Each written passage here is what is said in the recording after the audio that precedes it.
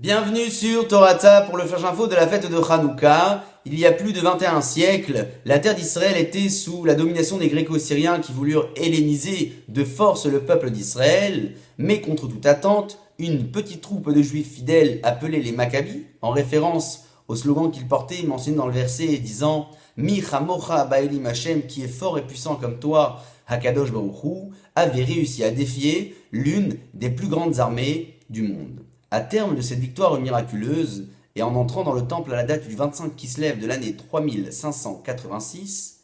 ils ne trouvèrent qu'une petite fiole d'huile encore scellée par le tampon du Kohen Gadol, le grand prêtre, qui témoignait de la pureté et de l'authenticité de cette huile. À cet instant-là, le peuple d'Israël va vivre un second miracle à travers cette petite fiole d'huile qui contenait une quantité suffisante pour un seul jour d'allumage uniquement et qui va durer 8 jours. Afin de comprendre le lien entre ces deux miracles qu'a vécu le peuple d'Israël à cet instant-là, rappelons certaines règles fondamentales enseignées dans les textes de la Kabbalah et disant qu'il existe plusieurs notions dans ce monde, toutes symbolisées par un chiffre bien précis. Pour le chiffre 6, par exemple, il s'agit de la matérialité présente dans le monde. Nous avons les 4 points cardinaux, le ciel et la terre, ce qui donne 6 orientations différentes.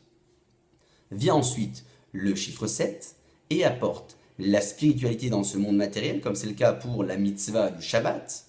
qui se respecte et se réalise le 7e jour de la semaine et qui apporte l'abondance dans le travail effectué dans les 6 jours qui l'ont précédé. Et ensuite vient le chiffre 8 et apporte l'aspect surnaturel présent dans ce monde, comme c'est le cas pour la mitzvah de la Brit Mila, qui se pratique le 8e jour après la naissance de l'enfant. Ainsi, Yehuda HaMaccabi, le fils du Kohen Gadol, qui était faible physiquement, contrairement à ce que certains peuvent prétendre, avait réussi à motiver toute une troupe à s'engager dans un combat qui était annoncé perdu d'avance, en se remettant totalement entre les mains d'Akadosh Baruch Hu et en espérant un miracle aussi important. Pour réponse à cela, Akadosh Baruch Hu va non seulement leur apporter une victoire miraculeuse, comme il est mentionné dans le texte du Halanissim, que l'on récite tous les jours de la fête de Hanouka, et disant « Giborim beyatralashim » les puissants vont tomber dans la main des faibles, mais il va leur apporter également ce second miracle à travers cette petite fiole d'huile qui va durer 8 jours en référence à ce chiffre 8 qui reflète l'aspect surnaturel présent dans ce monde. Pour conclure, le Habou d'Aram nous rappelle les textes d'Yerushalmi et disant que l'huile d'olive utilisée au Beth Amikdash provenait des territoires de Asher, l'une des 12 tribus, qui avait reçu pour bénédiction Vetovel Bachemen Raglo, il trempera son pied dans de l'huile, et qui se situait à 8 jours de marche de Jérusalem. C'est pourquoi, pour certains commentateurs, il a fallu un délai aussi important avant de réapprovisionner le temple de son huile.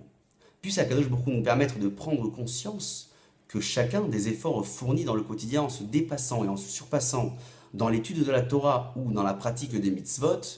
nous apporte non seulement la clarté matérielle et spirituelle, mais également la force de combattre tous ces mouvements qui portent encore aujourd'hui une idéologie identique à celle des Grecs d'autrefois. Hanouka Samer.